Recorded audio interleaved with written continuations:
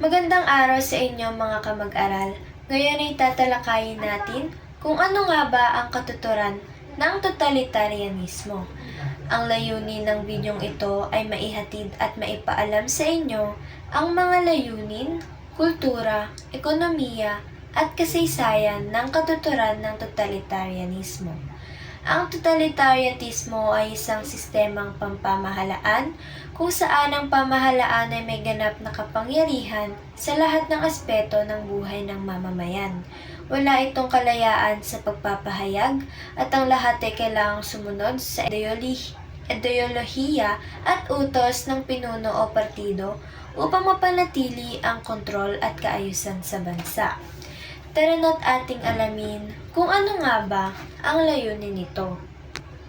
Layunin ng totalitarianismo na magkaroon ng ganap na kapangyarihan ang pamahalaan sa lahat ng aspeto ng buhay ng mamamayan, pampolitika, pang-ekonomiya, panlipunan at maging sa personal na paniniwala. Nilalayon nitong kontrolin ang isipan at kilos ng mga tao upang mapanatili ang kapangyarihan ng pinuno o partido. Ngayon, dumako naman tayo sa kultura sa ilalim ng totalitarianismo. Sa ilalim ng sistemang ito, pinipigilan ang kalayaan sa pagpapahayag at malikhaing kaisipan. Ang kultura ay ginagamit bilang propaganda upang palaganapin ang ideolohiya ng pamahalaan at pasunurin ang mga mamamayan. Halimbawa nito, sa pamumuno ni Hitler sa Germany, ginamit ang sining at media upang ipalaganap ang ideya ng Aryan superiority.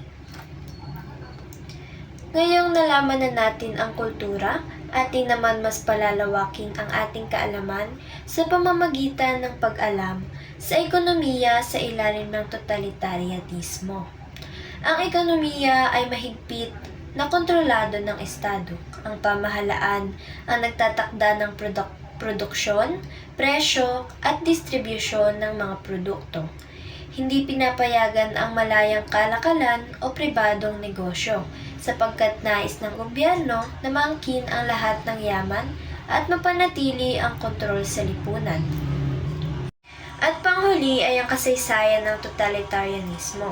Ang totalitarianismo ay lumaganap noong ikalawang bahagi ng ika-12 siglo, lalo na matapos ang unang digmaang pandaigdig.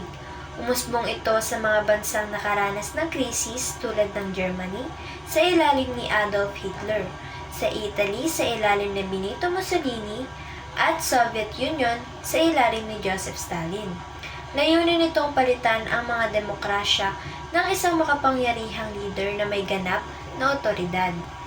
Ating tandaan na ang totalitarianismo ay isang sistemang pampolitika kung saan ang pamahalaan ay may ganap na kapangyarihan sa lahat ng aspeto ng buhay ng tao. Ginagamit ang takot, propaganda at kontrol upang mapanatili ang kapangyarihan ng iisang pinuno o partido. Ngayong tapos na nating talakayin ang katuturan ng totalitarianismo, ay dadako naman tayo sa pagkakaroon ng pagsusulit upang aking malaman ang inyong mga natutunan. Narito ang 5 pangprosesong mga katanungan upang masukat ang inyong mga kaalaman. Ang unang katanungan, ano ang pangunahing layunin ng sistemang totalitarianismo?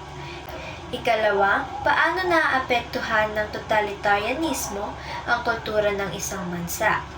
Ikatlo, bakit mahigpit na kontrolado ng Estado ang ekonomiya sa ilalim ng totalitarianismo? Ikaapat, aling mga bansa ang nagpatupad ng totalitarianismo noong ika-12 siglo? At panghuling katanungan, sa iyong palagay, ano ang magiging epekto ng totalitarianismo sa karapatan ng mamamayan?